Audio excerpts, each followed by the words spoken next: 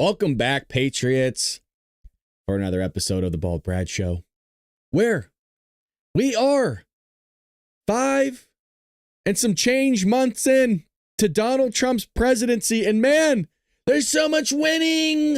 I don't know what to do. I feel like there's more winning right now than what we saw in his first term. And maybe that's why, because we don't have to deal with Democrats as much. I mean, we have to deal with them, their whininess, their temper tantrums. But, you know, most of us in the chat have had kids before. We're used to it. We're used to being around kids and children, whining, complaining. And by the way, we already realized and saw this in his first term that, how could he make America great again? Because he's the best president in modern history and he puts America first. And they're just not used to seeing it. Isn't that kind of a remarkable thing? In some of these kids' lifetimes, like these ones that are just new to voting, 18, 19 years old, you know, these were kids born after 9/11. So all they've ever seen is presidents put their best foot forward for everybody that's other than American. So when Donald Trump comes into office, it kind of makes sense why they're like, well, hold on a second. This isn't the status quo. This isn't how things work. Correct. Because they've never actually seen it before. They've never seen I just realized this myself. They've never seen a sitting president put America first in their lifetimes. I've never seen it. One would say I've never seen it either, technically. I mean, we're going back to 89. So 90s was pretty much, you're talking Clinton. And, you know, there's some debate around that, but pretty wild stuff. Pretty wild stuff. Oh, Danielle says, Brad, I'm drinking coffee out of your mug. Yes, cheers me, babe. Cheers me. Yeah. Mm-hmm. Oh, God, it's so good. And by the way, tell me you don't feel more patriotic drinking out of it. Tell me you don't feel more patriotic. I feel better after drinking out of that. I'll tell you what. All righty. Well, hopefully y'all had a nice weekend. I know I did. I slept a lot. And you know what? I got to say this. It's pretty fascinating what being deficient in a vitamin does. So many of you don't know, I've been trying to get back up to running 6 miles a day, you know, trying to lug this fat body around, trying to cut weight, but it's been difficult. You know, my muscles been tight, feel like I'm getting older. I'm not as spry as I used to be. I'm still young. I get it, but hear me out. My muscles have just they felt so tight, and I stretch every day. You know, I could touch my toesies, all that stuff. And I couldn't figure it out. And then I'm talking to a buddy, and he's like, yeah, you know, I went to the chiropractor the other week, and I have the same thing. Like, I stretch every day, but I'm just so tight, which happens when you get older. We all wake up in the morning, right? Like, Jesus Christ, I can feel my, and you're just tight.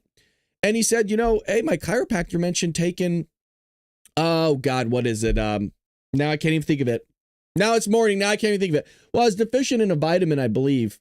And, God, what the hell's the name of it now? I almost said melatonin, but it's not melatonin. But anyways, he's like, hey, take this. And so far seems to be working. I'm feeling a lot looser, a lot better, which is great. And I got my new orthotics in. So that's when you really know you're getting older, is when you get excited for things like that. I was talking to a coworker, like, this is like a month ago. Yeah, I'm getting orthotics. And they go, that's how you know we're getting old, is when we're getting excited for orthotics to go running in. But enough of that silliness. Let's jump into the news. We went viral on TikTok. By the way, our suspension allegedly ends in 20 minutes on TikTok. So yes, we were suspended for misinformation, but they couldn't supply any misinformation that I said, but you're going to be banned anyways, Brad. So that we've been banned for a week. Suspended, banned, suspended, same thing. So at 6:26, we might go back live on TikTok. We'll see. But I'm bringing that up because we broke this story yesterday. And by broke the story, that video that I what is it? 12 hours ago has 1 million views. Has about 1 million views on it over at TikTok. Isn't that crazy? I don't know what we're doing over there, man, but we've been viral every single week on this summer vacation.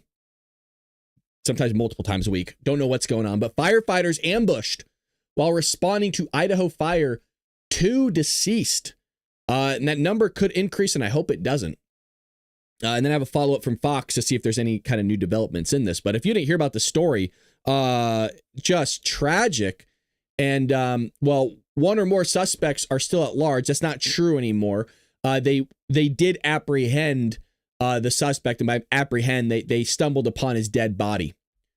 After staging an apparent ambush and shooting at the firefighters and first responders, they arrived on the scene.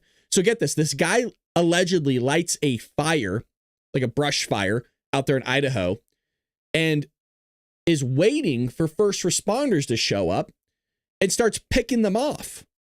It's the wildest thing. And so anybody in the right mind would think, like, is this like an act of terrorism? Because it kind of sounds like it. That was my question, was, is this a terroristic event? And obviously you get pushback for asking questions nowadays. God forbid you do so. But we have, according to most recent reports concerning the still unfolding situation, again, this is a little bit of an older article, at least 2 firefighters have died. The number of shooters has not yet been confirmed. Well, I stayed up late last night and watched the press briefing for it, and they kind of just reasserted everything that I knew. Was there's a guy up there. There was early reports that there was multiple people that were shooting. It seems to be not the case. It seems to be only one guy. I don't know if it was in fact a self-inflicted gunshot wound. I'll pull up the next article here in a moment. But there's some video here of law enforcement. So law enforcement officials have said they are unsure as the potential number of shooters. Again, they're saying it could be as many as 4. That ended up, seems like, not being legit. But here we go. Here's the guy chatting. 2 shooters. We don't know if there's 1, 2, 3, or 4. Yeah, we don't know. So just for the fire itself, firefighting efforts, is it contained? Is it still spreading? What does that look like? Well, it's gonna keep burning because we can't put a lot of resources on there right now. But Chief, No, we won't put any resources out there until the threat is neutralized. Do we have like a risk of wildfire? Say, is it high winds? Is that going to fuel the fire or anything? Or is it? We're at a high state right now in wildland, so it'll calm down as the evening progresses, but then it'll pick back up tomorrow. It's 1 or 2. So crazy, just crazy stuff over there. You had the governor come out.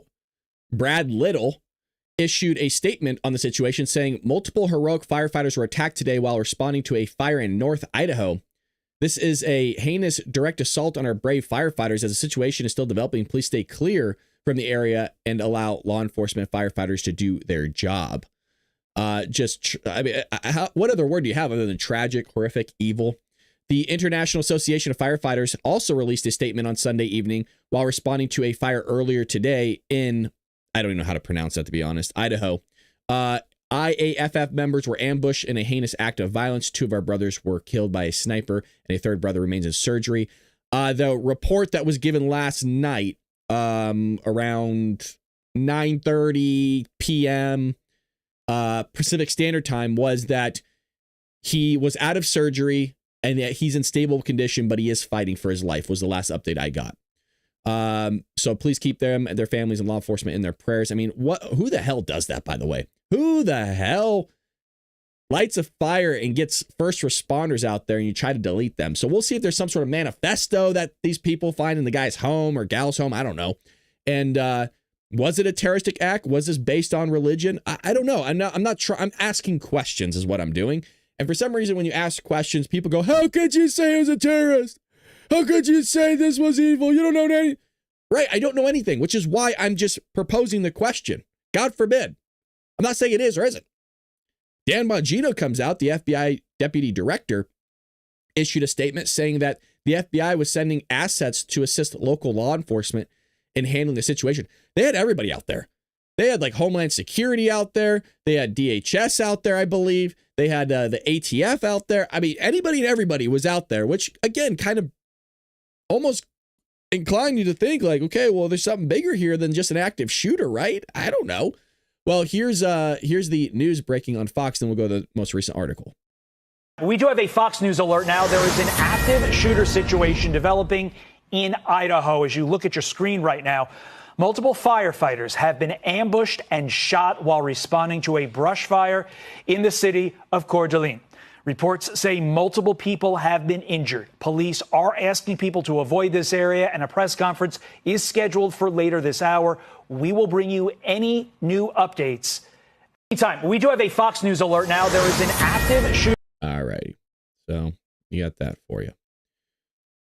So with that in mind, we have this update here. Authorities find man with firearm nearby hours after Idaho firefighters killed in ambush. So this is kind of an update. This was, looks like released late last night. So a SWAT team has located a deceased man and a nearby firearm after hours after a sniper shot and killed 2 firefighters and injured another one while they were battling a wildfire. The sheriff's office said the deceased male was located on Canfield Mountain. A shelter in place was lifted, but an active wildfire remained. Now, a lot of people were saying when I released this information on TikTok, they're going, well, I was told there's 3 or 4 shooters, which understandably so why they thought that, because the guy came out and was saying, well, we don't know if there's 2, 3, 4, 5, 10. We don't know how many shooters there are, which is fair. But you would not lift a shelter in place order if you thought there was more guys running around, which is what I was telling everybody else. That I don't think there was more than one, because they wouldn't do this. They'd be looking for more people. Now, what was odd was a lot of people in that TikTok chat were from Idaho, and they were saying stuff like this happens all the time. And it wasn't just like 1, 2, 3, 4, 5 people. I heard this numerous amounts of times with people reporting in on the comment feed saying, oh, well, yeah, no, this people shoot at each other like this all the time out there in Idaho. I'm like, what? Like, that sounds like an odd thing. I don't know. I don't live in Idaho. But I can't imagine that being true. It sounds a little bit off, right? Doesn't sound normal. The update came hours after the International Association of Firefighters confirmed that 2 victims were killed were firefighters. Some 300 law enforcement officers were on scene while responding to a fire earlier today. We read that one. Let's see. FBI technical teams and tactical assets are currently on scene providing support. The one is, there you go, in stable condition and after undergoing surgery. So hopefully that guy makes it out okay.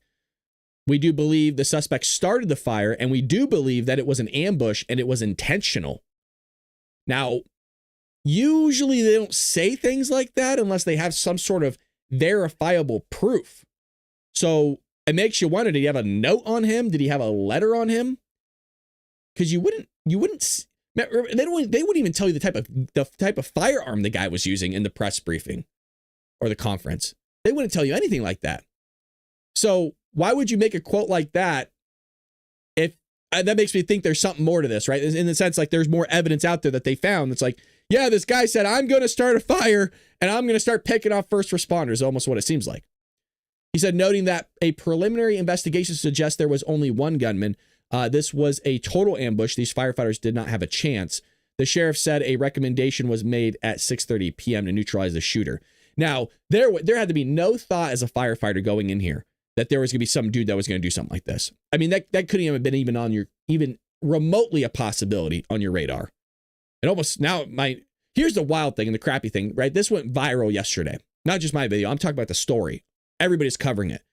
You get these psychos out here that might do a copycat thing. Now it's just something else you got to worry about, being a firefighter, going out and stopping a brush fire or something. Bunch of psychos out there.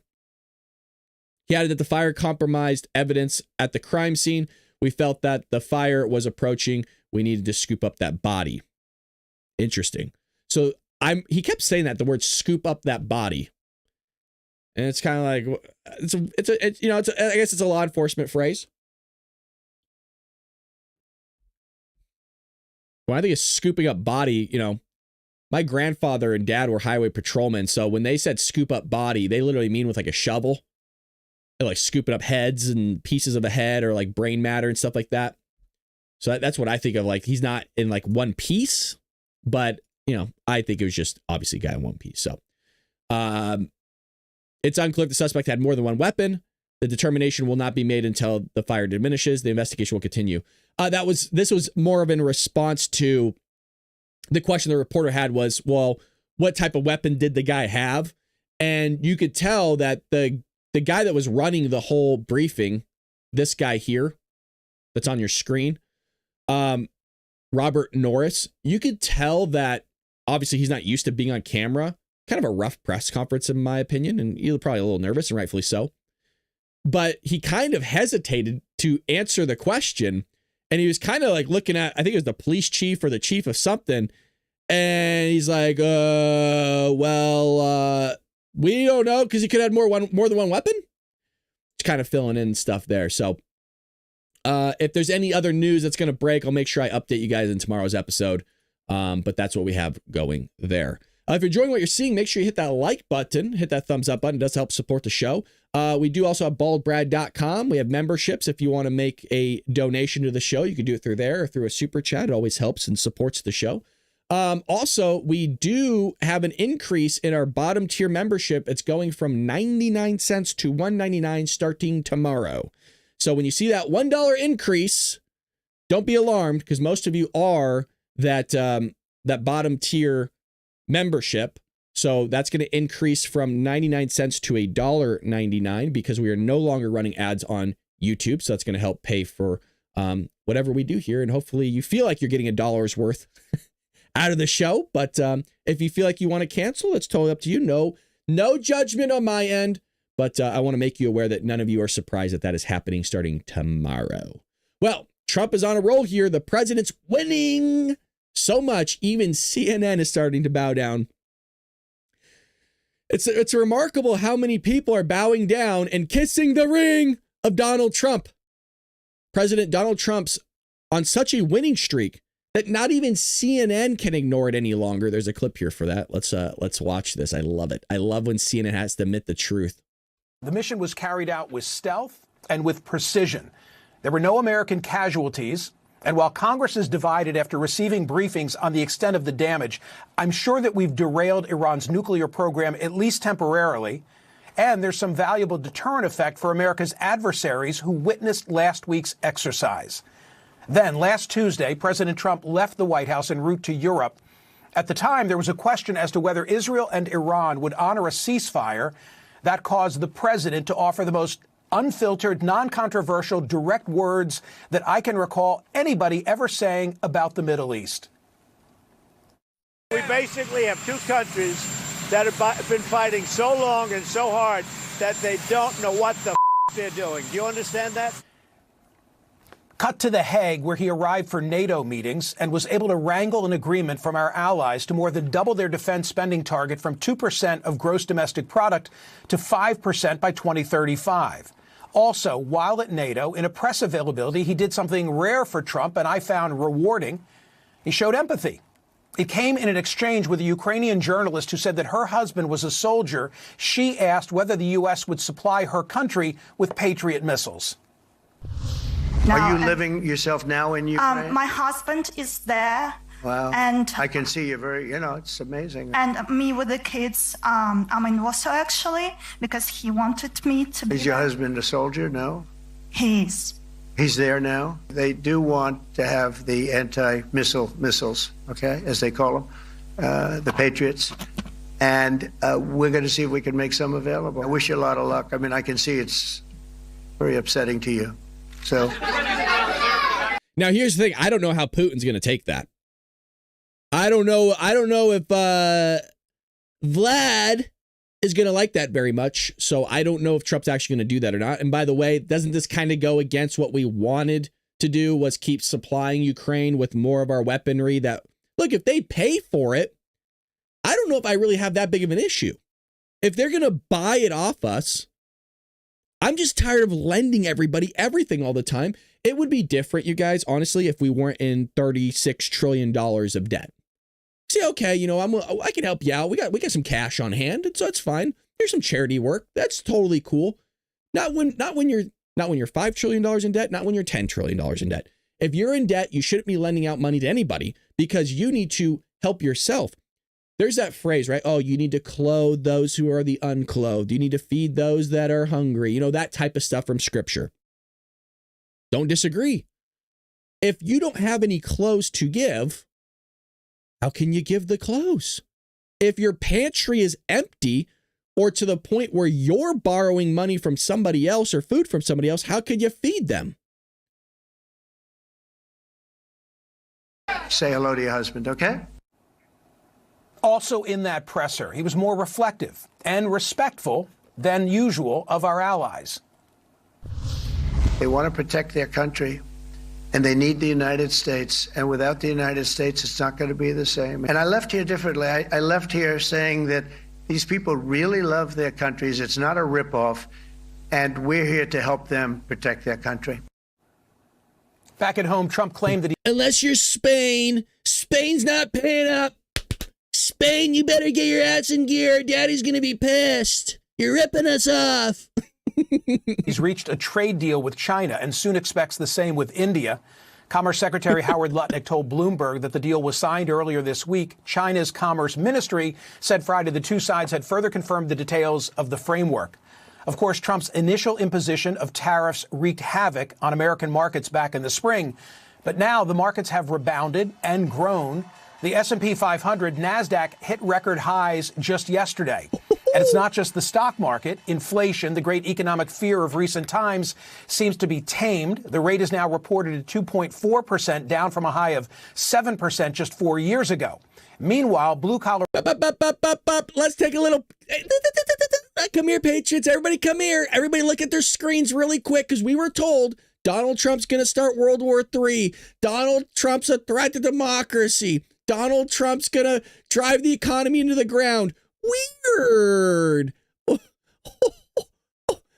Because what's on my screen here is the S&P 500 is at the record high. It's never been higher. Well, actually, I shouldn't say it's never been higher. It's been higher, but under Donald Trump. Weird. So here's the last 6 months. Here's where Donald Trump took office right here. See this moment right here on your screens? Yes, this is when Joey left. Because what I see here is I see today higher than White Bar. Huh.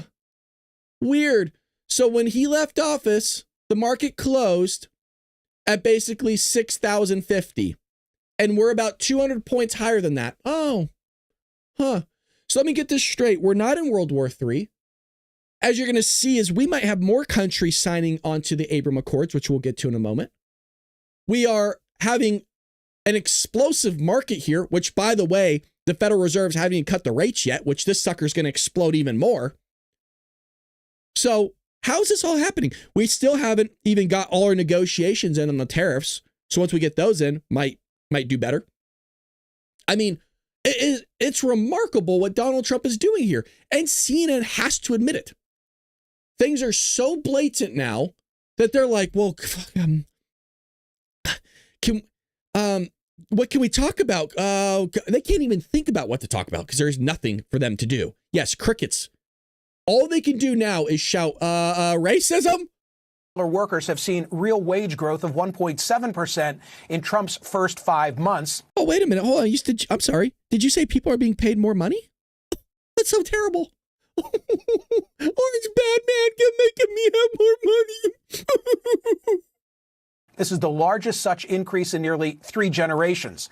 Notwithstanding its impact on our national debt, there's also hope among some that Trump's big, beautiful bill will give further financial... You know what?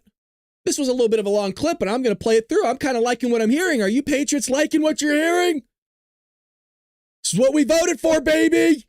Relief to blue-collar workers, as well as create incentives to build more factories in the U.S. Some already see this happening. For instance, General Electric has just announced that it'll invest almost $500 million in moving production of washing machines from China to Kentucky. And then there's the border.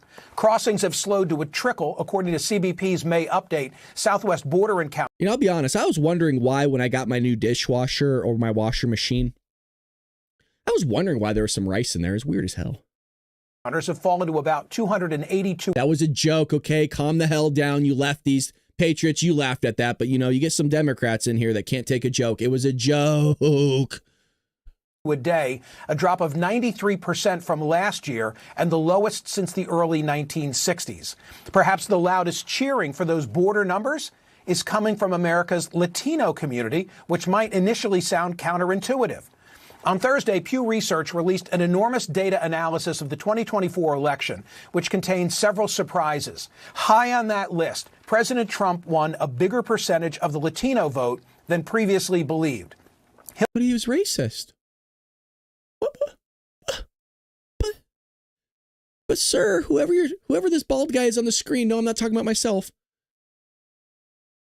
But I was told he's racist. That doesn't make it's counterintuitive. Why would Hispanics, Mexicans vote for Donald Trump? Hillary Clinton had a 38% lead over Trump among Hispanics in 2016. Joe Biden beat Trump in this demo by 25 percentage points. Kamala Harris's margin among these same voters over Trump, just 3 points. Even more surprising, perhaps, Pew Research concludes that if everyone had voted in 2024, contrary to the widely held belief that higher turnout helps Democrats, Trump would still have won. The data show Now, this is when the producers in this guy's ear going, get the hell off the screen! Get off, we're losing viewership, the ship's going down, get them off, cut the commercial! 44% of non-voters said that they would have gone for Trump compared to 40% of non-voters who would have gone for Harris. So if more had voted, his margin would have grown. I'm loving this. I'm loving this.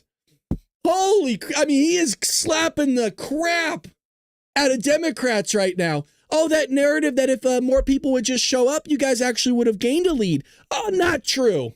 And by the way, this is from CNN. CNN. Yesterday came a huge decision from the Supreme Court. The High Court declared that federal district judges exceeded their authority when issuing nationwide injunctions against Trump's executive order on birthright citizenship.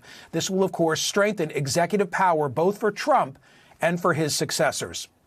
And finally, a Democratic socialist just won the nomination for mayor of New York City. And perhaps you're wondering, well, how does that affect Trump?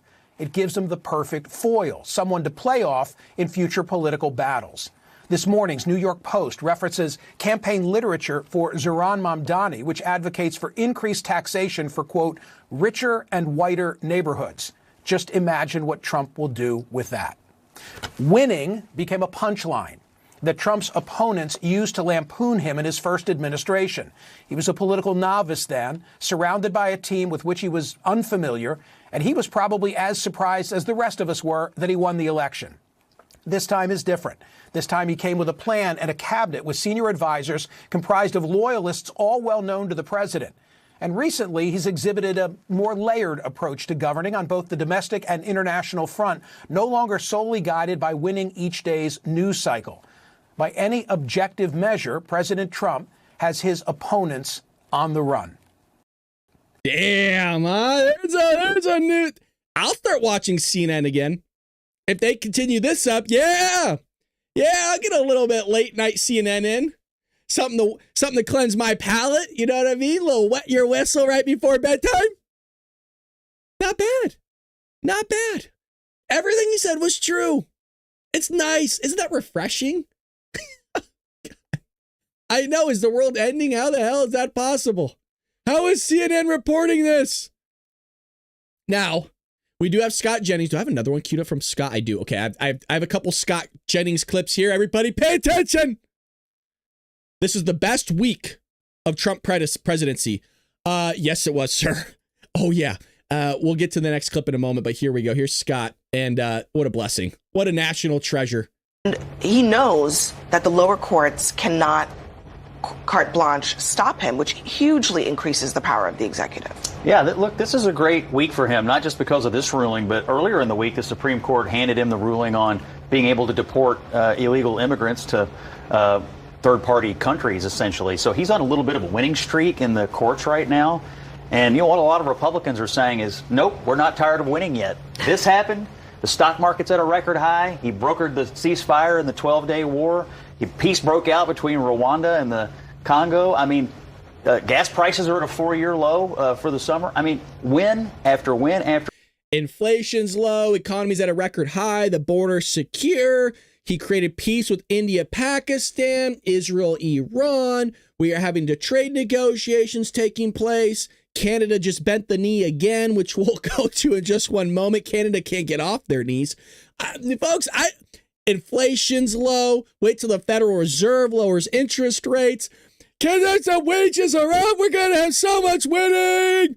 The big, beautiful bill looks like it's going to go through, which was more border security, which is getting these illegals off the streets so you can have safer environment for your kids. I have goosebumps. Are we not freaking killing it, baby? Is nobody else jacked here? I mean, go do. Go do.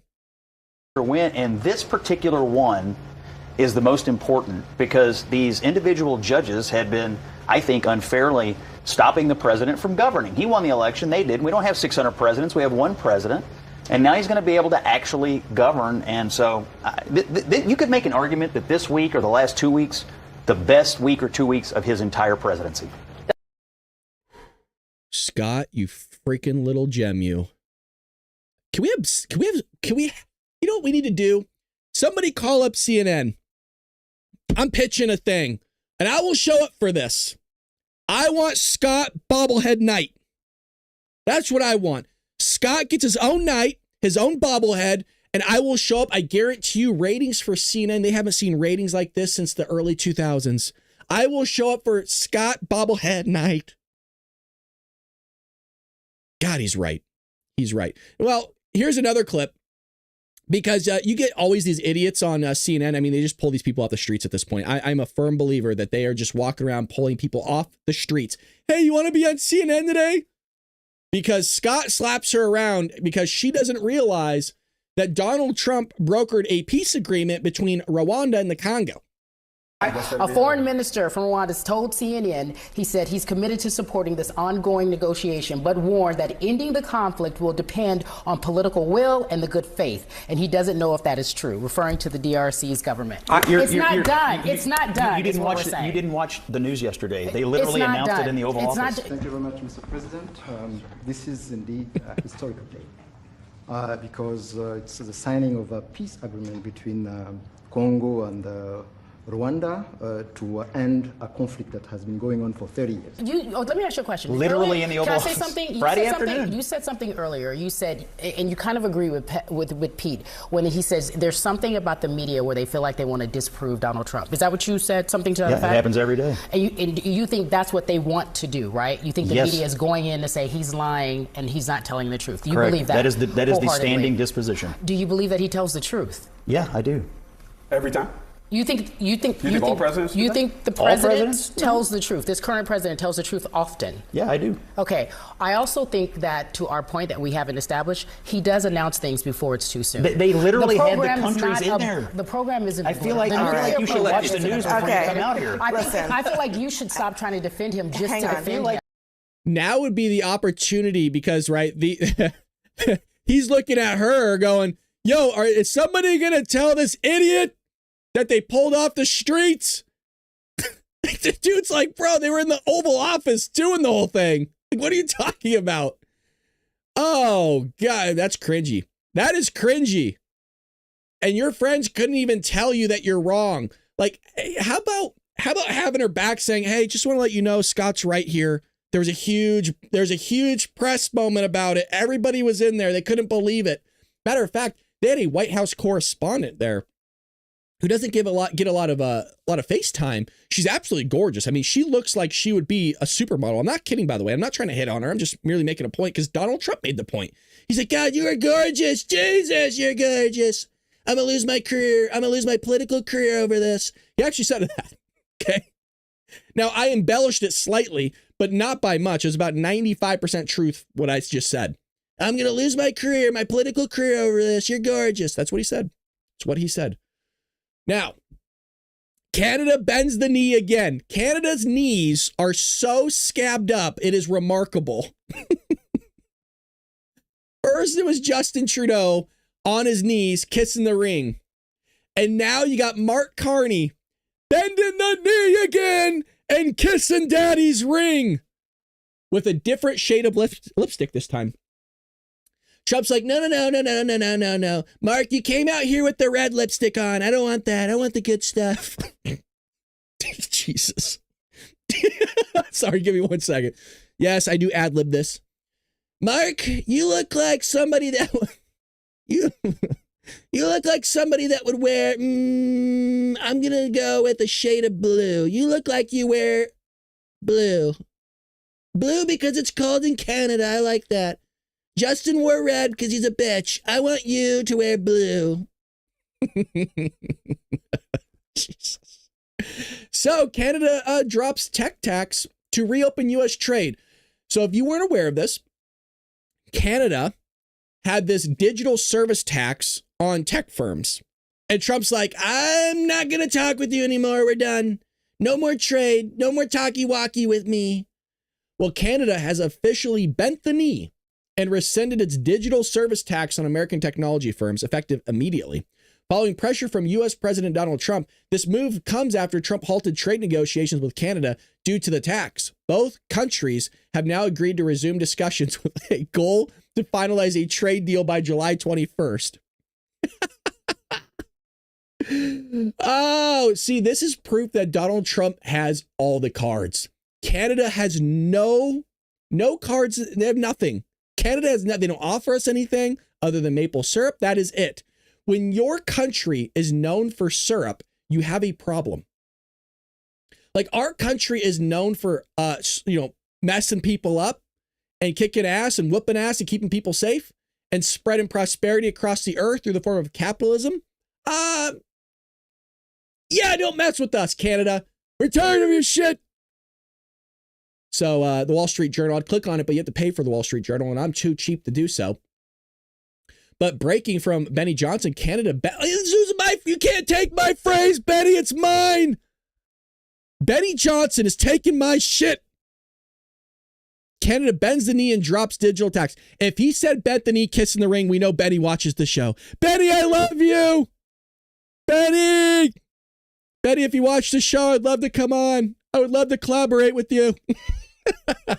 But stop taking my shit. All right, here we go. We're a different show here. I say it all the time. We're a different show. You're not going to find a show like this anywhere else in the morning. Try it. If you do, if you find a show that brings you this type of energy, brings you all this different type of news, you go ahead and email me at thebaldbradshow@gmail.com, because I'm telling you right now, I need competition. I'm looking for somebody to bend the knee to. Easy with the jokes. Easy, Patriots in the chat. I see you. I see you. We get a little sexual here sometimes, don't we? All righty. So Canada is on their knees once again, and they can get back up. The other big win here was kind of a rehash here, but birthright citizenship, LGBT books, and porn law. Ben Shapiro reacts to Trump's trifecta of wins at SCOTUS. This was unbelievable, by the way. This is kind of like you're going to the horse racing and you go for the trifecta and you actually win. This was crazy. His streak was unbelievable.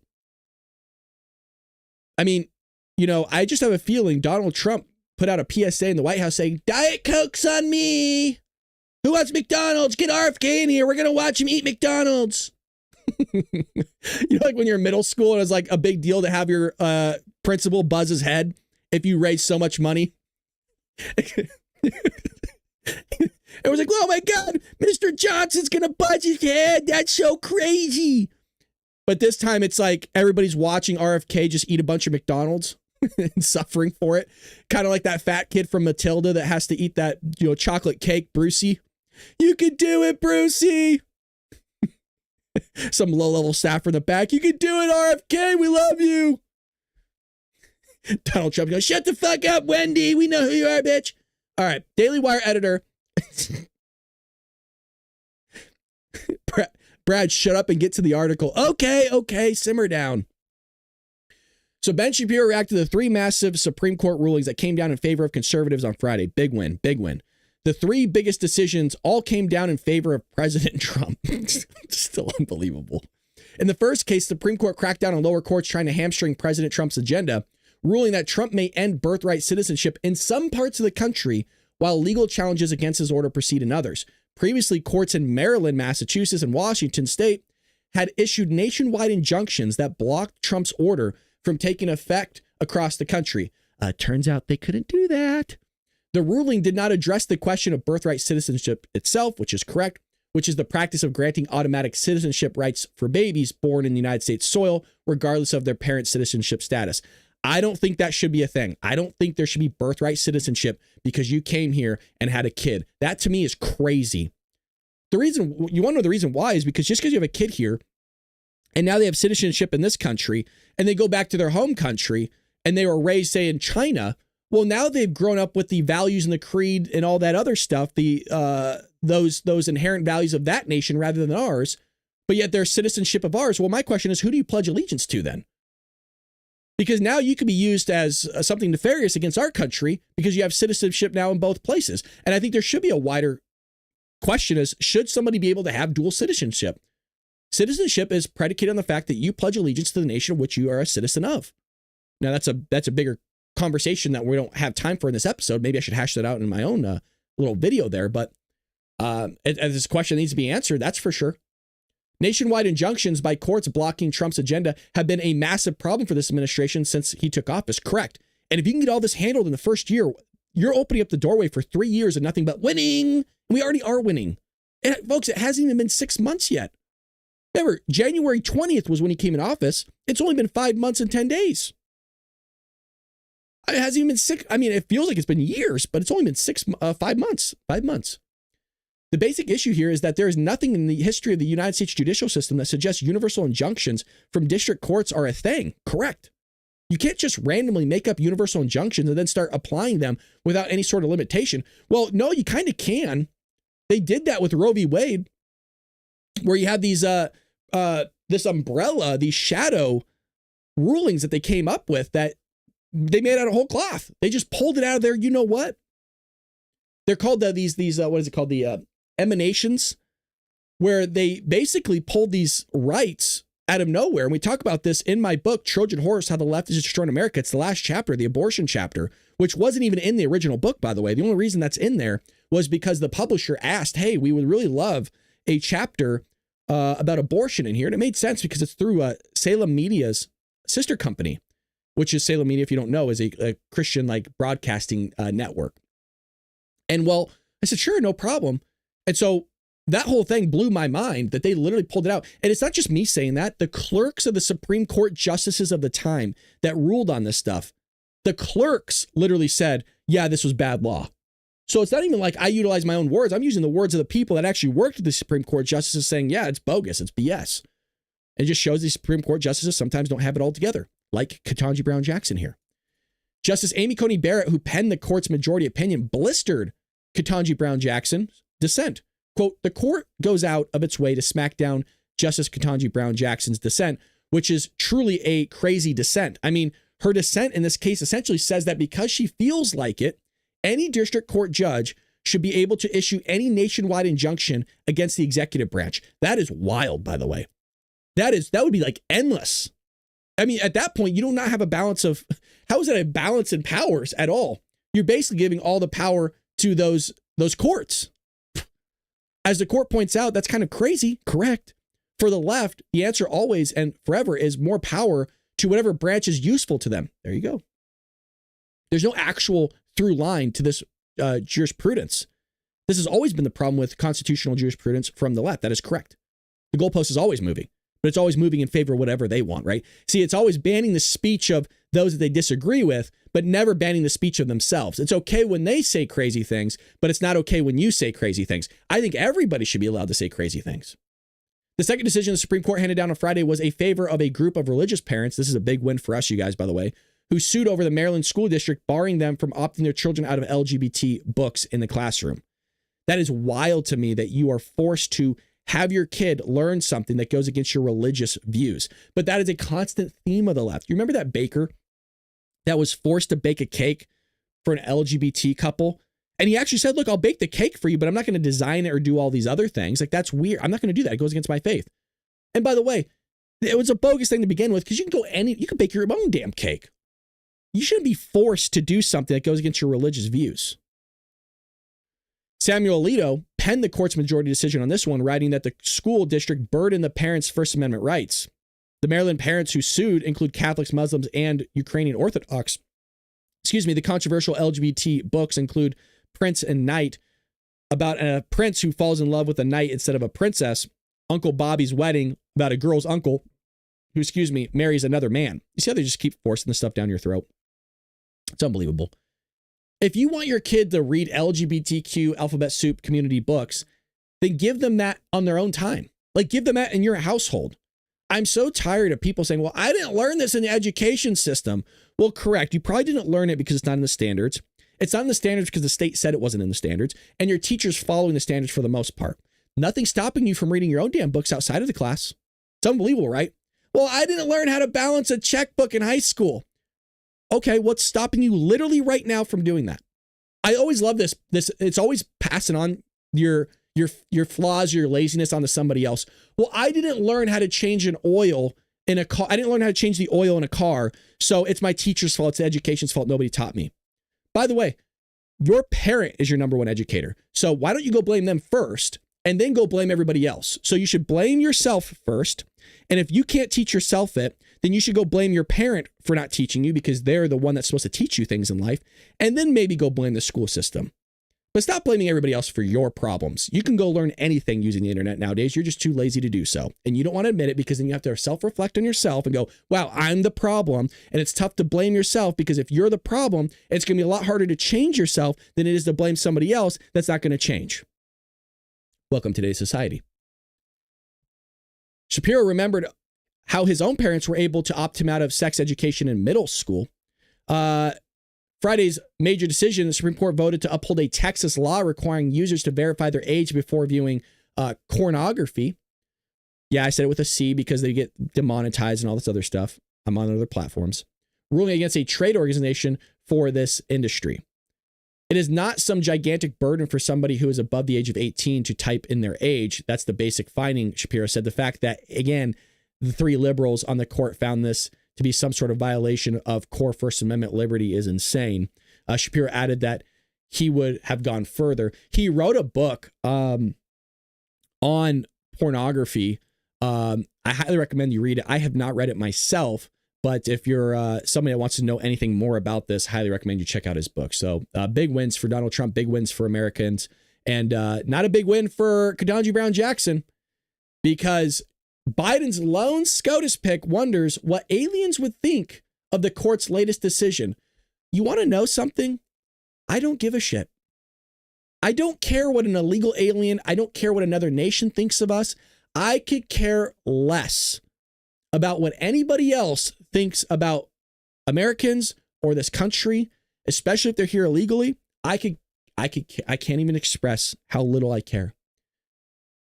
Justice Amy Coney Barrett may have penned the majority opinion in the Supreme Court's recent case on birthright citizenship and nationwide injunctions, but it was Ketanji Brown Jackson with her dissent that landed in the spotlight, and not in a good way.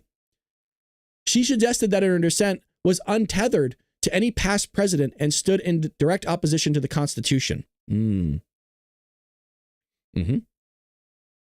will not dwell on Justice Jackson's argument, which is at odds with more than 2 centuries worth of precedent.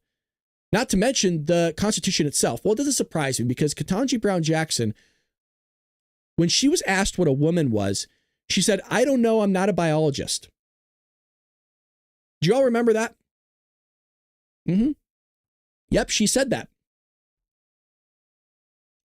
Jackson decries an imperial executive while embracing an imperial judiciary, which goes again to the idea of giving all the power. There would be a power imbalance if Jackson got her way between the executive and the judiciary. And by the way, I'm an idiot. I'm some dude in a closet. I'm not educated in all this stuff. Even that makes logical sense to me. Going, gee, that would be pretty insane to allow those courts to do that. But she can't figure it out. So what happens when you have DEI hires, folks? But a closer look at Jackson's dissent reveals that Barrett left out some of the strangest rabbit holes down which Jackson attempted to take the court. Look at it. A Martian arriving here from another planet would see these circumstances as surely wonder. What good is the Constitution then? Jackson wrote in her dissent. This is wild. This is some weird ass thinking. This is like you're taking a puff of some, smoky smoke. This is like she was taking a puff of some black reefer, some Ketanji Brown Jackson, some Frankenstein wakes up again. I don't know. I'm really riffing here. None of it's really landing. I really do like the Ketanji Brown Jackson being a form of weed. There you go. There's a new one. Like, hey, what are you smoking? I'm smoking some Ketanji Brown Jackson. That makes sense. I like that one. Start selling that if you're a dealer. There you go. Just made you about 10% profit. I want some of the bottom of the barrel in the sense of you send me a check. You can make a lot of money off that. What really is the system for protecting people's rights if it amounts to this?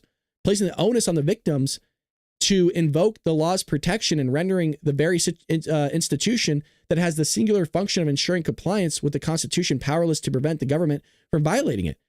Those things Americans call constitutional rights seem hardly worth the paper they are written on. Jackson was roundly mocked for adding a wait for it to give her dissent a dramatic pause. No way. Oh my God, she actually did it. Okay, if you're listening on audio, she literally did a ... wait for it ...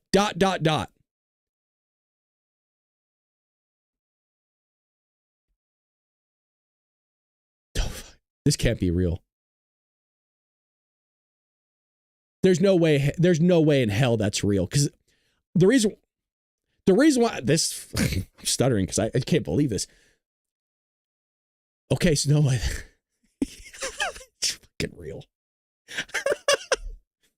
Instead, to the majority, the Hungry Howard actors are ... wait for it ... the district courts.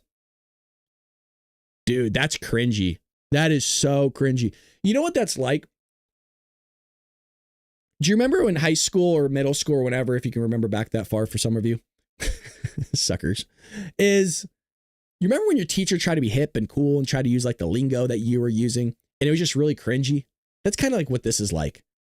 Dude, that's so cringe. It just doesn't work. It just doesn't work.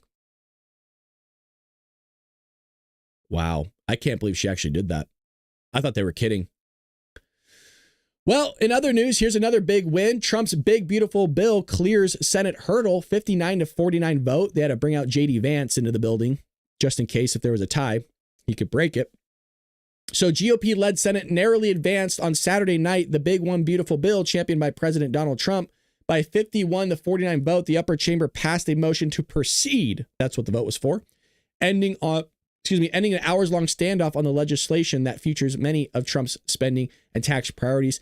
I think what I'm going to try to do, we'll see if I have time to do this, is I would like to go through the bill itself and pick out the things that are good for conservatives, not Republicans, good for conservatives, and then also maybe do a separate video on what's bad in the bill. And I think a lot of people would enjoy that. So we'll see if I can get time to do that. But I would like to go through the 940-page document, hence time, and make a video on what is good for conservatives and then what is bad, because it's not all good in there. There's definitely some probably wonky things, but I would think you guys would appreciate that. So while Senate Republicans are trying to meet Trump's 4th of July deadline to get the bill on his desk, Democrats are employing tactics that will slow the process down. So here's Chuck Schumer, and what this dude is having somebody else do, not himself. This nut job is having a clerk, that poor lady, a clerk, read the 940-page long document. So he's not the one that's going to read it. These Democrat senators aren't the ones that have to go up there and read it. No. He's having some poor lady that's a clerk read this. Like, what did she do? How is she being penalized? I'd be so pissed. Remember, we still have to read the bill on the floor, hold up for 20 hours of debate, and vote a RAMA where we'll still wear the libs down and amendment votes, then House passage busy weekend. So dumb. Now, should the bills all be read aloud? Abso-freaking-lutely. Why don't you guys read it out loud since you're the ones that wrote it instead of having that poor lady read it? I have no problems with it being read aloud, but we all know what it's the reason why he's doing it. And he said so himself. It's to give a little bit of pain to Republicans. It's to slow it. It's just ridiculous. And I would like to point out, I wish there was something in there that said, hey, going forward, every bill that goes anything past this has to be one line item voted at a time. So you cannot pass forth something until you have like one line item voted for at a time. I'm so tired of these 1,000-page bills, 1,500-page bills. Nobody reads them. Not sure what's in it. And, it's just a bunch of pork. Stop it. Now, one of the guys that Donald Trump went after was Tillis. And I guess he's not even seeking re-election anymore. So this guy was like, all right, I get it. I'm done. Like, I'm not going to get reelected. So Senator Thom Tillis said on Sunday that he's not going to seek re-election in 2026, less than 24 hours. Get this. 24 hours after President Donald Trump threatened to support a primary challenge against the lawmaker following his vote against the One Big Beautiful Bill. So the dude goes against the bill and Trump's like, I'm going to do everything in my power to cripple you. The announcement marks a turnaround as Tillis had indicated in December of last year that he was pursuing a third term in the upper chamber. Uh-oh, not anymore. Quote, in Washington, over the last few years, it's become increasingly evident that leaders who are willing to embrace bipartisanship, compromise, and demonstrate independent thinking are becoming an endangered species. He added later, as many of my colleagues have noticed over the last year, and at times even joked about, I haven't exactly been excited about running for another term. That is true since the choice is between spending another 6 years navigating political theater and partisan gridlock in Washington, or spending that time with love of my life, Susan, or our two children, 3 beautiful grandchildren, and the rest of our extended family back home. It's not a hard choice, and I will not be seeking re-election. Well, it sounds like you're not seeking re-election because you know you're not going to win again. But I do agree with his reasoning as to not seeking re-election if Donald Trump had not said what he said. Now, if this was something like you were going to do before this whole thing, I actually get that, because this is also one of the reasons that Trey Gowdy and Jason Chaffetz also left Congress, was because it was dark. There was nothing getting done. It was a bunch of theater, as a joke. That's why they left. And I don't blame them for it. I wish they were still there because it's 2 guys I actually trust, which is a rare thing to say about a politician. But Jason Chaffetz and Trey Gowdy were my 2 guys, man. Forever missed. Forever missed. You're gonna be forever missed. I'm gonna do. Tillis was one of 2 Republican senators who voted against a motion to proceed with debate on the One Big Beautiful Bill. He did so while raising concerns about the legislation's proposal Medicaid cuts. Senator Rand Paul of Kentucky was also the other GOP alum. Can we get rid of Rand Paul? Can we just get rid of Rand Paul? I'm joking. I kind of like Rand a little bit. There's a little bit of sanity in Rand, believe it or not. So we'll leave you with that one. But North Carolina, looks like you're going to need somebody else now. In other news, Iran acknowledges death toll from Israel's strike on notorious Ivan prison. So Iran acknowledged on Sunday that an Israeli strike on Tehran's notorious prison last week killed dozens of people. I wouldn't doubt it. I mean, you could see look at the picture of this thing. Can I get in here? Hold on a second. That's what she said. Okay. All right, there we go. That's the picture. Yeah. If you're not able to see the picture of this prison, I don't mean to laugh, but the whole side of the building's blown off. Well, what are they going to say, you guys? I mean, yeah, could Iran go, yeah, nobody died. And you're looking at this blast. Like the courtyard's blown out. Half the building's gone. I mean, the guy got scraped up a little bit, but that was pretty much it. Like, really? Like, where's the wall? Where's the front door, man? Holy lordy. Look at that. Still making things out of mud. That's crazy. No, they got it together over there. Oh, yeah. That Supreme Leader's really doing great things for those in Iran. Look at that mud hut. All righty. Well, I'm such a smart ass. I'm sorry. Simmer down. Calm down. It's a joke. Well, Iran's judiciary spokesperson posted on the office's official news agency website that the strike killed at least 71 people, including staff, soldiers, prisoners, and members of visiting families. Officials did not provide a breakdown of casualty figures. The Washington-based human rights activists in Iran, isn't that remarkable? They have a human rights activist in Iran. The reason why I'm laughing is Iran's literally rounding up people and executing them right now. As I'm talking, they're going around rounding up people and executing them as I speak. But I'm going to read that again because the irony is just unbelievable. The Washington-based human rights activist in Iran said at least 35 of those killed were staff members and 2 were inmates. Others killed included a person walking in the prison vicinity and a woman who went to meet a judge about her imprisoned husband's case. Some Some of the injured were treated on site while others were taken to hospitals. Iran has not said how many were injured themselves. Here's another picture. Researchers searched through rubble of a damaged section of the prison. Yeah, so imagine Iran sending out this photo and going, yeah, nobody was injured. Really? Okay, sure. Looks like a pretty bad damage to me. That just completely blown through, which is wild. But there you have it. Another prison blown through. Trump predicts more nations will join Abraham Accords after Iran strikes. We will see if that is in fact true. That'd be a big deal. President Donald Trump said that he expects more countries will join the Abraham Accords that seek to normalize relations between Israel and Arab nations.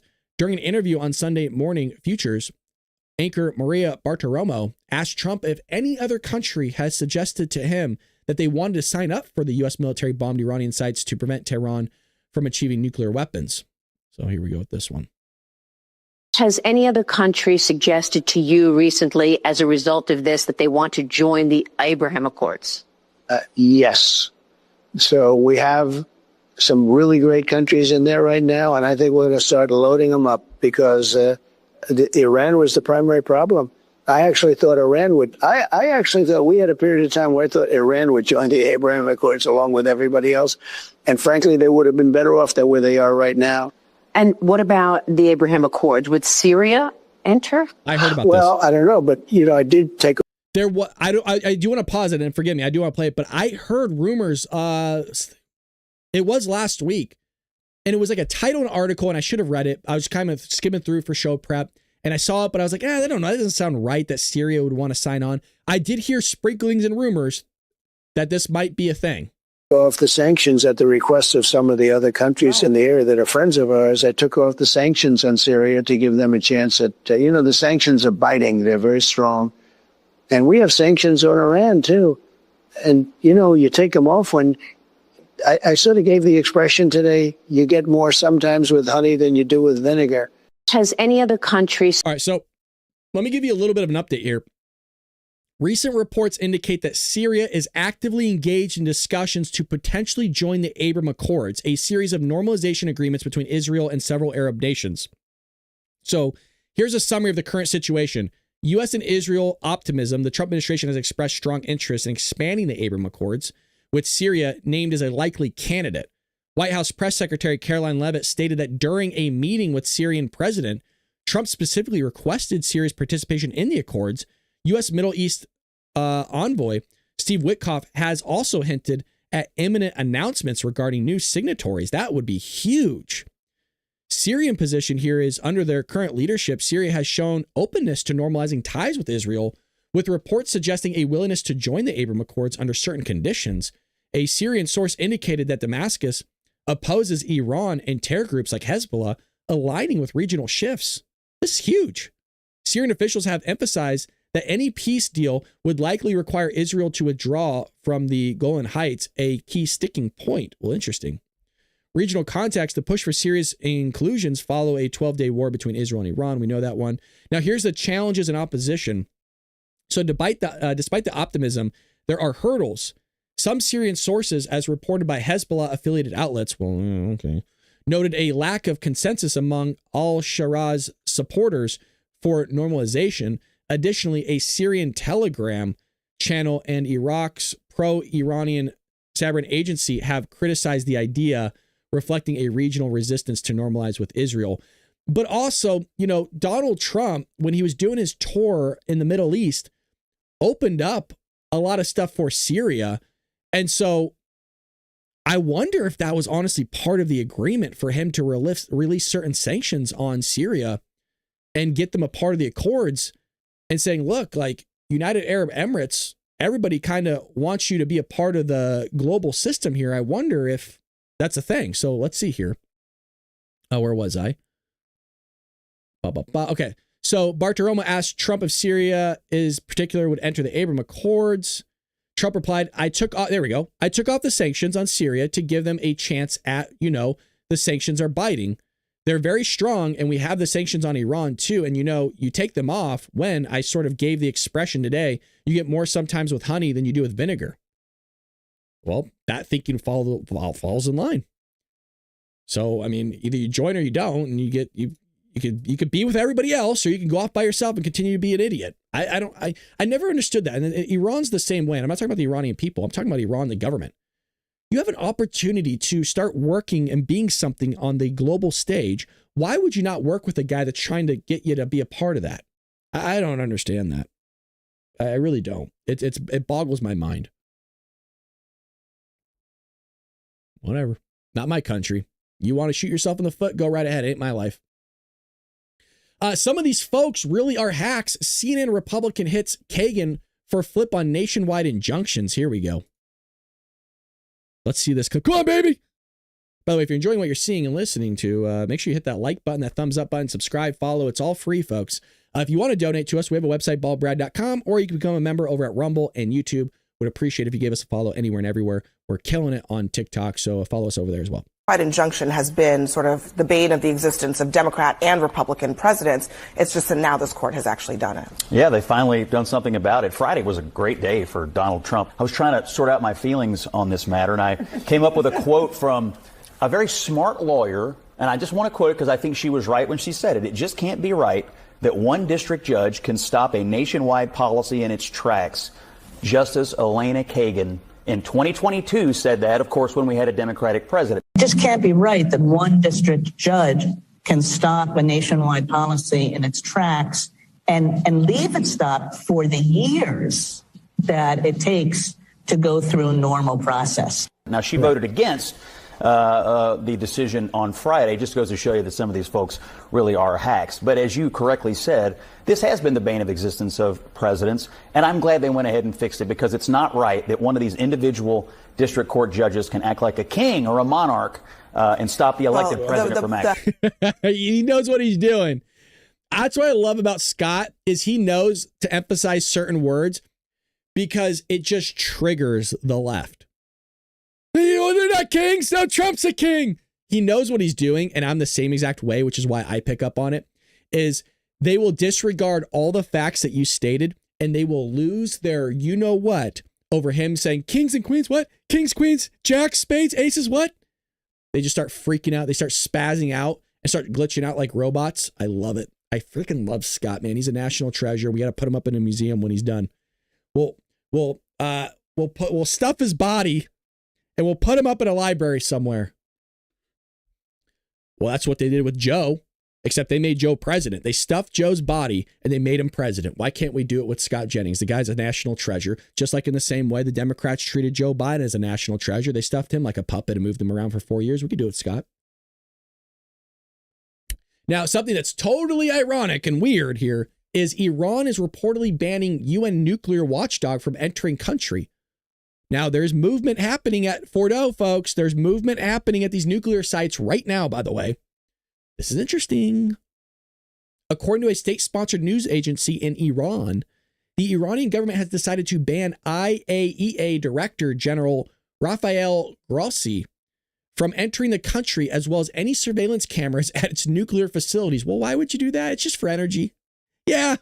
You need to produce 60% uranium enrichment to run any sort of nuclear energy. Yep. Except you don't. The only people that would enrich uranium up to 60% are countries that have nuclear warheads or want them. That's the only reason, but nobody wants to address it. Oh, they're not building a nuke. They're not going that direction. Okay, sure. Yeah. Yep. Iran will no longer allow the Director General of International Atomic Energy Agency or the installation of surveillance cameras at its nuclear facilities.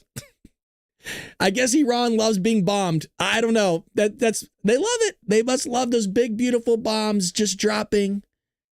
Unbelievable. Decision stems from the discovery of sensitive facility data within documents obtained from the Israeli regime. The newspaper there was at Kahan, supervised by Iran's supreme leader, reportedly called for the arrest and execution of the dude. Wow. It must be officially announced that upon entering Iran, he will be tried and executed on charges of spying for Mossad and participating in the killing of the oppressed people of our country. Whoa. Yeah, hey, Raphael, don't vacation in Iran. It's not going to be good for you. Jeez. Wow. Secretary Rubio came out with an X post that said calls in Iran for the arrest and execution of IAEA director are unacceptable and should be condemned. Absolutely. That's crazy. The guy's like, Mr. Ayatollah, we just want to put in some security cameras and make sure that everything is clean and nice and so that you don't make nuclear warheads. I'm going to execute you. Is basically what he's saying. Jesus. But don't worry, you guys. Remember, human rights. Yeah. Human rights over there, huh? That's why, whether you like Nikki Haley or you don't, you got to read her book. I think it's called With All Due Respect. Fabulous book to get you behind the scenes of the United Nations and show you how corrupt and what of a joke it is. Yeah, go after us for human rights, but don't go after any other country. Yeah. Bunch of nut jobs over there at the UN. UN's such a joke. It's such a money waste. Just get rid of it. It doesn't do anything. What does it do? Somebody tell me, what do they actually do? Anywho. Well, speaking of joke and a complete waste, and that's something we should get rid of, and I don't mean by deleting this individual, I mean by getting them off the ballot. Socialist New York City mayoral candidate wants to hit white neighborhoods with higher taxes. This is racist. Racist, discriminatory, and wrong, but it's okay because he's part of the left. It's okay for him to say it. That's how it works. Zohran Mamdani, the socialist who is the Democrat nominee in New York City mayoral race, wants to shift the tax burden from overtaxed homeowners in the outer boroughs to more expensive homes in richer and white neighborhoods. These people are idiots. Now, I've said this before, I'll say it again. All they would do is leave. If you're going to tax me higher than everybody else because of the color of my skin, I'm going to leave and I'm going to go somewhere where they won't tax me like that, like Florida or Texas or, I don't know, maybe Tennessee, somewhere like that. I would get out of there. I wouldn't stay. Which, by the way, then what are you going to do? What are you going to do when you aren't able to accumulate all that tax anymore because the people that you wanted to tax at a higher rate than everybody else left? And you want to know something? They don't have an answer for that. Because the only answer is, guess what? You got to take that tax burden and put it on the people of which you're trying to help in the first place. Yeah, it turns out when you treat people unfairly, the people that are treated unfairly are going to be the ones that are going to leave. But because their train of thought and their thinking only goes so far. Yeah, they're Mizzy's like, stay out of California. Oh, sorry, hold on a second. Messed up there. Stay out of Florida. Yeah, well, that's what happens, though. You guys get them. You allow them in there. Mamdani, again, a far lefty, absolutely, 33-year-old Muslim who's been an American citizen since only 2018, detailed his plan in a policy memo that insists the city's property tax system favors wealthier homeowners in gentrifying neighborhoods. According to the campaign document, Mamdani wants to lower the tax burden on homeowners in lower income neighborhoods while raising the amount paid in the most expensive Brooklyn brownstones. This is crazy. Mamdani's proposal to target whiter neighborhoods is one of many radical policy objectives, along with city-owned grocery stores, defunding the police, and freezing rent. It's so crazy. And people love this, man. It's just it's wild. I hope it happens, actually. Because I want to see how this rolls out. And look, they've done it to California, not to this extent, but they've gone really far in California, and I watched how it's destroyed this state. Look at LA, man. Go up to LA or down LA, depending on where you're at, or visit it, and just look at all the boarded up places. It smells bad. It looks bad. It's cringy. That's what he wants to do. Yeah, let him do it. Destroy New York. That's fine. I mean, I have no reason to go there. I'm not going to tour it. Give 3 chances. He won't condemn calls to globalize the intifada. Mayoral candidate Zohran Mamdani would not condemn the expressively anti-Israel call to globalize the intifada. Infidada. I can never say it. Infidada shabada mi my mamada. Despite being asked 3 times whether to do so he can't do it. Is there a clip here? Of course there is. Here we go. Of course, these people love this stuff. Opportunity to respond here and now. Do you condemn that phrase, globalize the intifada? That's not language that I use. The language that I use and the language that I will. Clearly, this person is what looks to be filming this on a TV screen. Is somebody going up to the TV screen and sneezing all over it? Can you clean that? Isn't that gross? Like, what the hell? You guys seen that too? I'm trying to see if it picks up on your screen. Yeah, look at it. Oh, it's worse where I'm at. Hold on a second. Look at all that. Ugh. God, I mean, it could just be like spray from the cleaner. That's like the mist of it. I don't think so. But God, dude, I'm going to throw up. The hell is wrong with people? Continue to use to lead the city is that which speaks clearly to my intent, which is an intent grounded in a belief in universal human rights. And ultimately, that's what is the foundation of so much of my politics, the belief that freedom and justice and safety are things that to have meaning have to be applied to all people, and that includes Israelis and Palestinians alike. But do you actually condemn it? I think that's the question and the outstanding issue that a number of people, both of the Jewish faith and beyond, have. Do you condemn that phase, globalize the intifada, which a lot of people hear as a call to violence against Jews? I've heard from many Jewish New Yorkers who have shared their concerns with me, especially in light of the horrific attacks that we saw in Washington, D.C. and in Boulder, Colorado, about this moment of anti-Semitism in our country and in our city. And I've heard those fears and I've had those conversations, and ultimately they are part and parcel of why in my campaign I've put forward a commitment to increase funding for anti-hate crime programming by 800%. I don't believe that the role of the mayor is to police speech in the manner especially of that of Donald Trump, who has put one New Yorker in jail who's just returned to his family, Mahmoud Khalil, for that very supposed crime of speech. Ultimately, what I think I need to show is the ability to not only talk about something, but to tackle it and to make clear that there's no room for anti-Semitism in this city. We have to root out that bigotry, and ultimately we do that through the actions, and that is the mayor I will be, one that protects Jewish New Yorkers and lives up to that commitment through the work that I do. But quickly, for the people who care about the language and who feel really concerned by that phrase, why not just condemn it? My concern is to start to walk down the line of language and making clear what language I believe is permissible or impermissible takes me into a place similar to that of the president who is looking to do those very kinds of things, putting people in jail for writing an op-ed, putting them in jail for protesting. Ultimately, it's not language that I use. It's language I understand there are concerns about. And what I will do is showcase my vision for the city through my words and my actions. So wild, dude. Can you imagine if that guy wins? I'm going to laugh. I'm going to laugh. I just want to see how the grocery stores work out. So how do you solve a problem like Mandani? You don't. I'm not even going to bother with this article. I don't even care. Trump warns. Yeah, we know that already. So an exclusive State Department looks to revoke visa from British rappers who chanted death to the IDF. State Department is looking to revoke the visa of Bobby Villain? That's like Dylan Violin. A British rap duo whose performance at a festival over the weekend went viral for his rant, I guess, on anti-Israel lyrics that included a call for death to all Israeli soldiers. A senior State Department official told the Daily Wire that this is already looking at a revocation of their visas ahead of a roughly 20-city tour through the United States, with performances planned in several major cities, including Washington, D.C.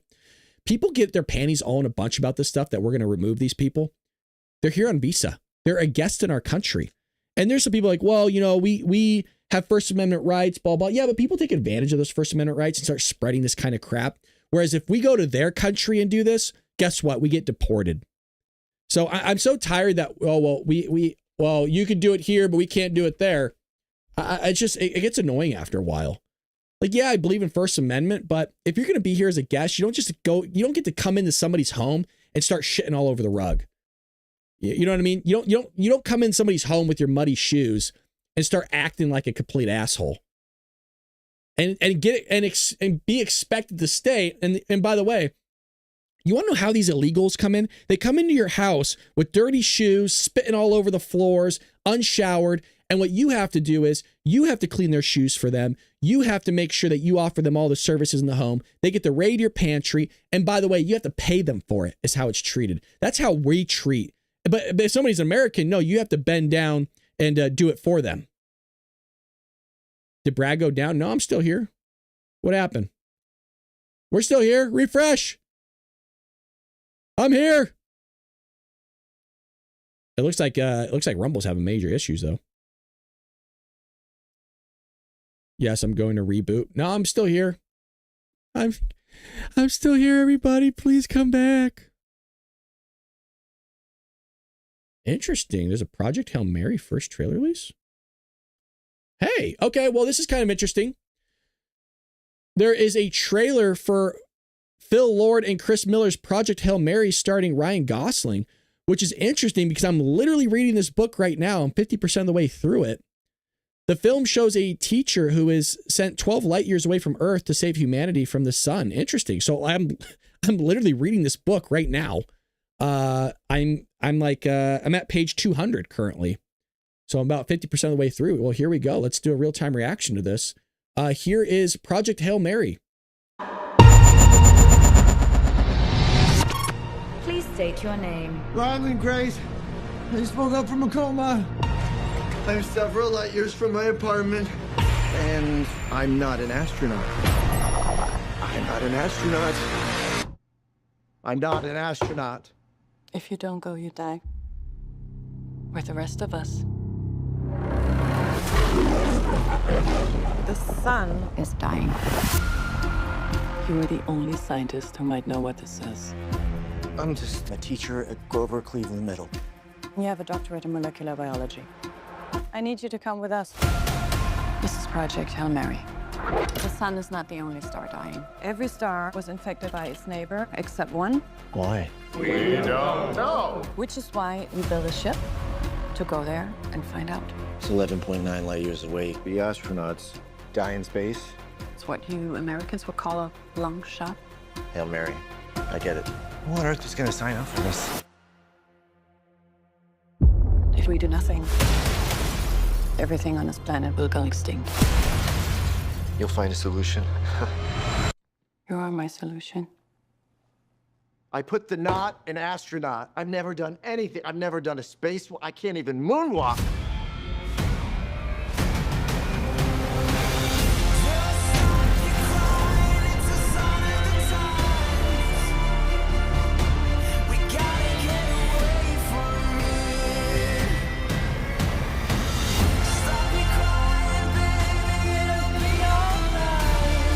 I understand the stakes. I do.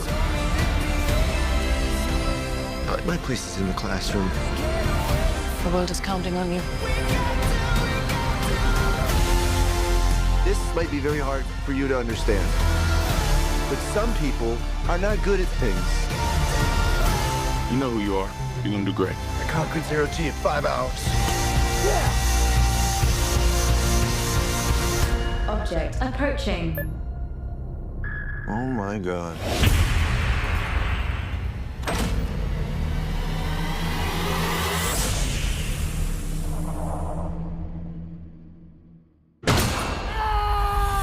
So I met an alien. He's kind of growing on me. At least he's not growing in me, you know, which was a concern for a little while.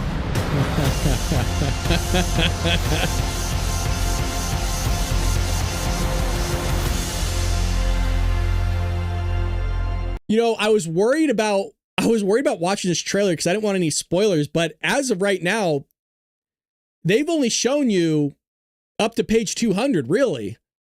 So, yeah, he does meet an alien.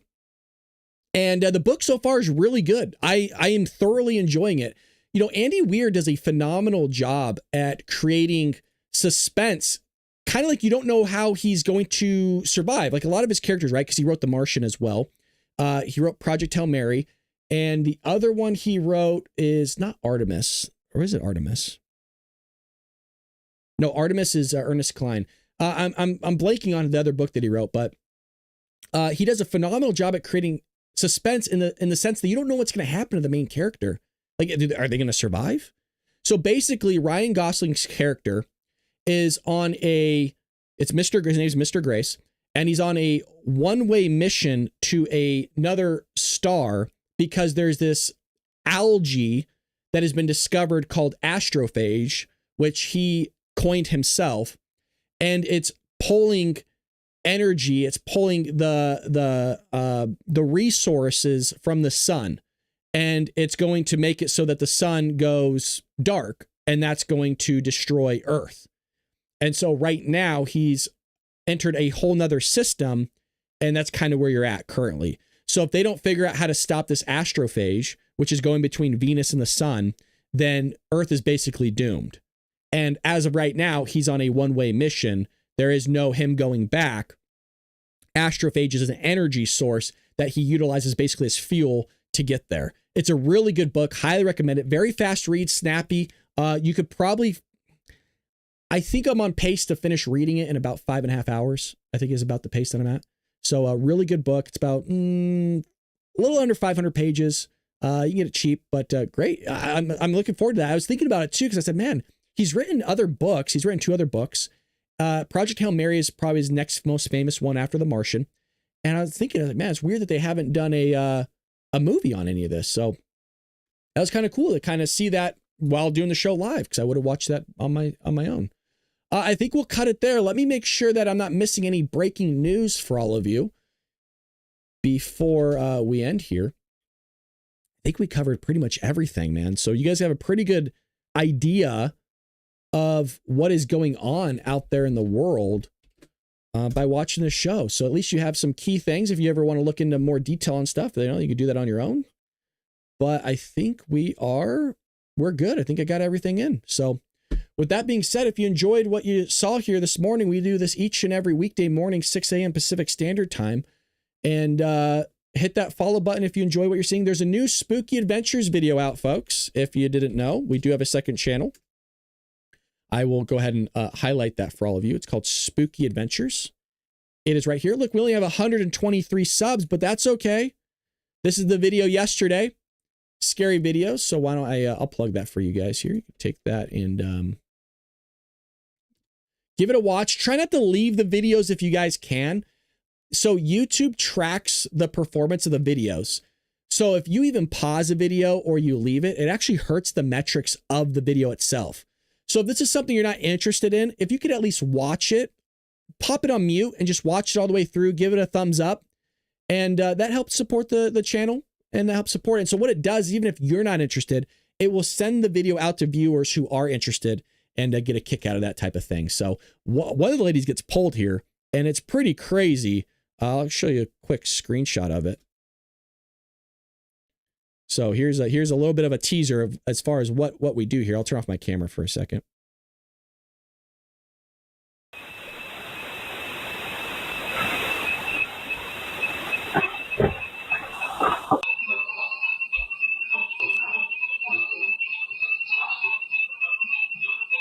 What? Oh my God! Get out of there! Run! Something sets off the alarm inside Britt's house, and as she carefully walks back inside, some unseen force seems to actually grab and pull her shirt. She drops her food in terror and... Was this it? Did we get it? Did we find... her shirt. She drops her...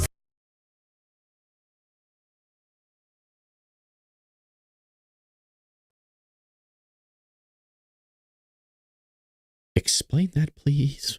Somebody...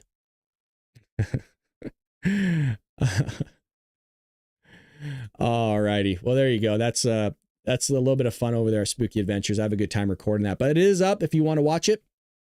With that being said, make sure you follow me on TikTok. We'll be doing videos throughout the day and hopefully more go viral. But have a blessed and lovely day, all of you folks. And I never get your spooky notifications. If that's the case, let me go back. You see this, how it says subscribe? You guys got to make sure you do this on YouTube as well. When you click on this, you have to go to all. So see how it says personalized? You will have the bell notification icon turned on. But if this does not say all, you will not be notified. Just so you know. So I would check that if you guys are even on the Bald Brad channel over there at YouTube, if this does not say all, you are not going to be notified by me. I think it's stupid how they do this, but you do have the bell notification turned on. But if you do not have all, you will never notify. I upload all the time.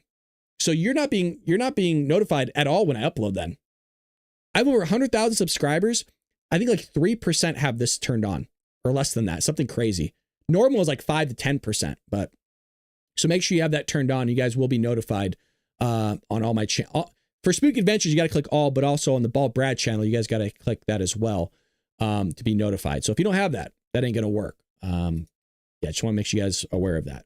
With that being said, have a lovely day. Pray for this. I almost said pray for this channel. Well, that'd be helpful too. We'd appreciate that. Check out my book, Trojan Horse, How the Left is Destroying America. Check out our website, baldbrad.com. We got a lot of goodies for you over there. And pray for our president, pray for this country, pray for world peace. That being said, take care, Patriots.